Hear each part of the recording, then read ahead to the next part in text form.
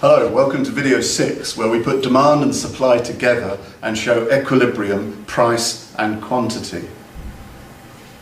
So, video 6, equilibrium, price and quantity in a market. We've learned what demand curves are and supply curves are. We know demand curves slope downwards and supply curves slope upwards. Well, if we put those two together, we get one point where demand equals supply.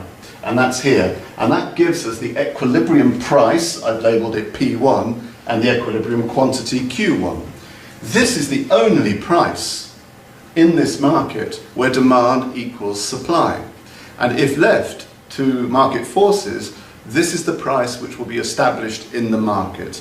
It is the only price where there are no consumers willing to buy the good but can't find the good, and there is no suppliers willing to supply the good and yet unable to find someone to buy it.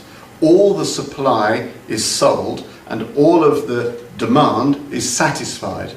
We say the market clears. It's called the market clearing price, as well as being called the equilibrium price. And it only happens at P1, as you can see. And the equilibrium quantity is Q1. That's the amount that will be sold. So at this price, everyone who wishes to buy the good can buy the good. And yet there is none left over where suppliers cannot sell the good. All the goods that are being supplied are sold and all the demand is satisfied. Now that wouldn't be the case were the price at any other level. So let's explore that. Imagine that the price was at P2, up here, P2. If the price were at P2, you can see at price P2, there is this much quantity demanded and this much quantity supplied. There is a huge gap between the quantity demanded and the quantity supplied. At price P2, far more is being supplied than is being demanded, and this will lead to excess supply in the market. This much excess supply. It's an amount, Q2, Q3. It's an amount of excess supply. Suppliers have produced this because they're attracted by the high price P2, but they can't sell Q2, Q3. This will cause them to lower their price. And as the price falls, more is demanded until everything is sold at price P1. We see this happening when clothes shops put goods on sale. They lower the price because they haven't been able to sell the products, the clothes, and to get rid of their excess supply. Perhaps supermarkets, close to the sell-by date of certain food, start lowering the price in order to sell the good. So this is excess supply occurring when the price is too high. If the price had been too low, let me just rub that out. If the price had been too low, we would have had a situation where there is excess demand. At the price being here, P2, you can see that the quantity supplied is only this much, but the quantity demanded was greater. Excess demand. There is more demand than supply, an amount Q2, Q3 of excess demand, and this will cause the price to be driven up. It might be driven up in the hidden economy.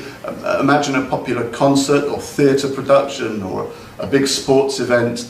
The tickets might have a face value, but there's so much demand, the price might be driven up through clever economists, also called ticket touts, who understand the concept of excess demand. I once paid £22 for a ticket for a football match between West Ham and Manchester United. The ticket had £9 written on it. I bought the ticket 10 minutes before the game started and I paid £22. That was about 15 years ago. More than double the face value of the ticket, but the person who bought the ticket understood the concept of excess demand, although I don't think he had any degree in economics, and he was standing outside West Ham United's football ground at Upton Park, and he was selling this ticket for me for £22, making a healthy profit, I'm sure. He exploited the concept of excess demand. Well, why didn't the football club West Ham, why didn't they priced their ticket initially at £22. They weren't sure that they would be able to sell the ticket there. So they had their ticket pricing policy and it came up as £9, but they had misjudged it and there was excess demand. And people like myself were paying the higher price, driving the price up to the true equilibrium price. They had had £9, but there was excess demand at £9. And in fact, the equilibrium was probably about £22 in that example. So excess demand will exist when the price is too low. Excess supply will exist when the price is too high. And market forces pull and push the price towards the equilibrium, and the equilibrium is found by the market forces that are acting in the market. Let's move on and look at some examples of how price can be established and how price can change when one of the curves, the demand or the supply, is affected. Take a look at this example. The market for tomato ketchup. What happens to the price and quantity of ketchup when there is a successful marketing campaign for mustard? You see, we explored in previous videos how demand or supply can change, and that causes a shift in the entire curve, either the D curve or the S curve. Let's have a look at this one. Here's the market for ketchup. There's the supply curve. There's the demand curve. There's the price and the quantity. Equilibrium price, equilibrium quantity. Now, something is going to change in this market. It could be affecting demand, it could be affecting supply, and it could be increasing and it could be decreasing the demand or the supply. This is the market for ketchup, but we're told there's been a successful marketing campaign for mustard. What's likely to happen? Can you work it out? In the market for ketchup, well, mustard is of course a substitute for ketchup. And we'll explore what that means in a later video, but I think you've got the idea. And if a successful marketing campaign happens for mustard, it's going to mean more consumers buying mustard. That might reduce, at every price, the demand for ketchup, an alternative to mustard. So, we are likely to see a fall in demand. As demand falls, you can see there is a new equilibrium point here. Price falls to P2 and quantity falls to Q2. Okay, so I'm going to go back to an earlier diagram I want to here, and let me just clean this up again, and we can explore that again in the ketchup market.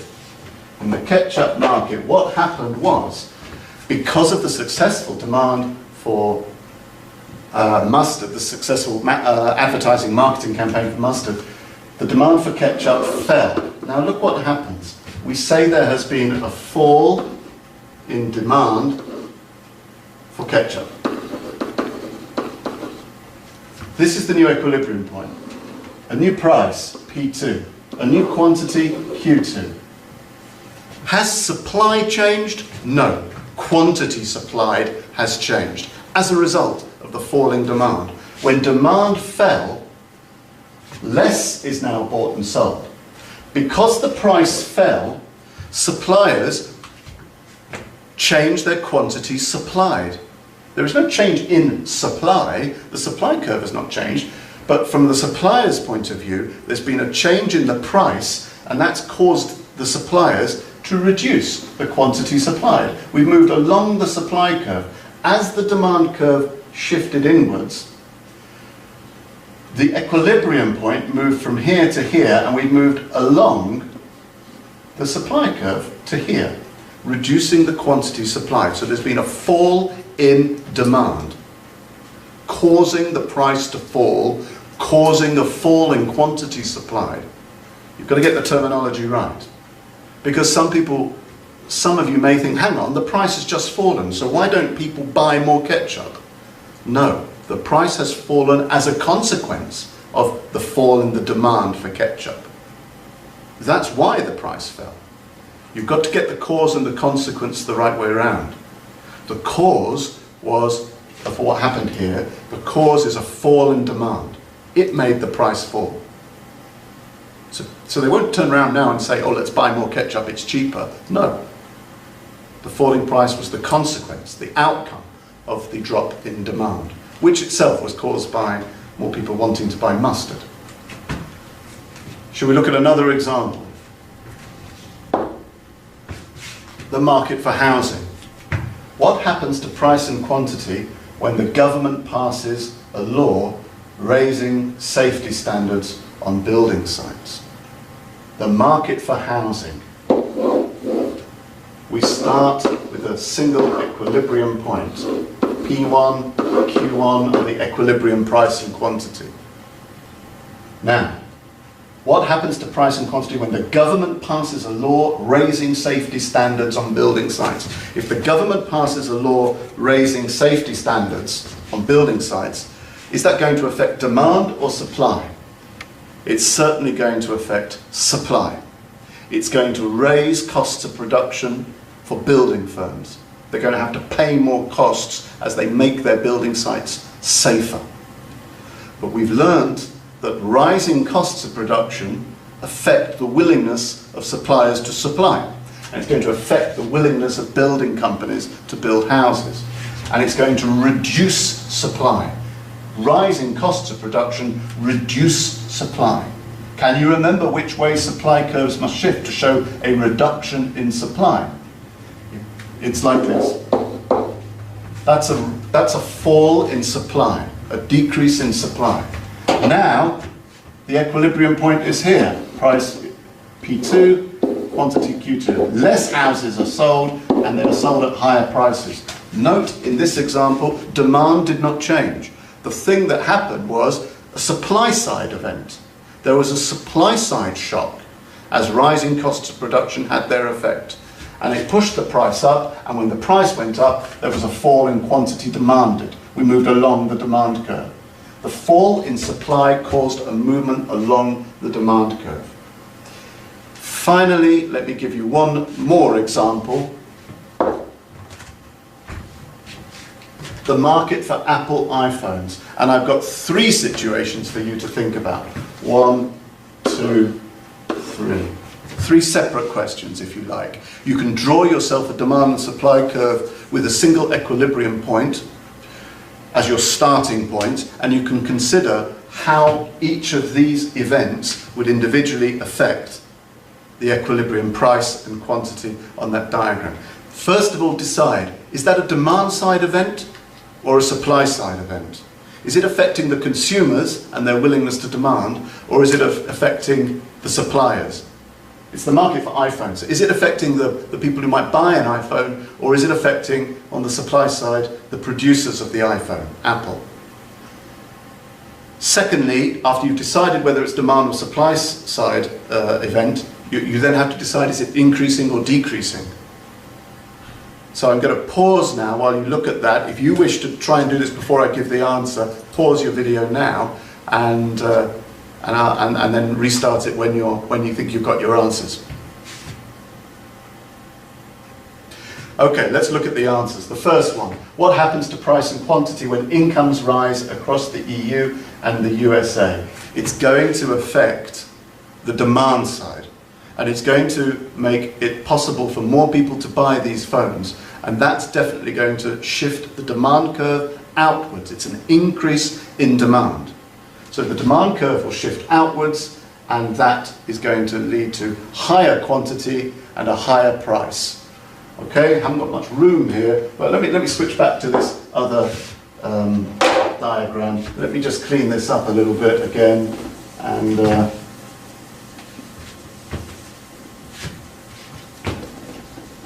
we can show you. So when the incomes rise, consumers have more income, it's going to shift the demand curve outwards, and that's going to raise both quantity and price. The demand rising has raised the price. The rise in the price has caused an increase in quantity supplied. We've gone from this point to this point. We've moved along the supply curve here, from there to there, and that's increased both quantity and price. Okay? Right, let's look at the second iPhone question. What happens to equilibrium price and quantity when in China, where iPhones are made, the Chinese currency appreciates and workers get a pay rise? Two things happening, but it's happening on the supply side. If the currency appreciates, it becomes more expensive for Westerners to buy these goods from China. Secondly, if the workers in the iPhone factories get a pay rise, it's going to raise costs of production.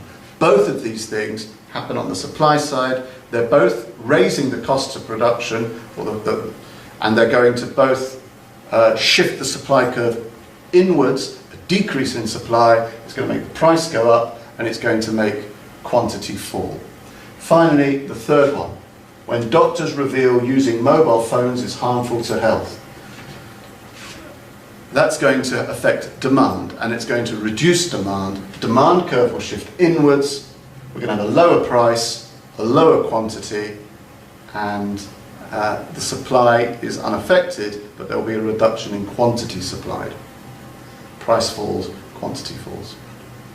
Okay, so some examples of shifting demand curves, shifting supply curves in markets, leading to new equilibrium prices.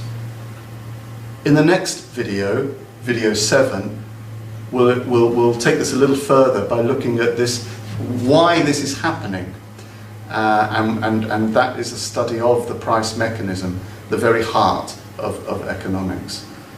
How the equilibrium price is found and why that's a preferable system whenever we can trust it to work. Okay? Thank you for watching. See you soon. Bye.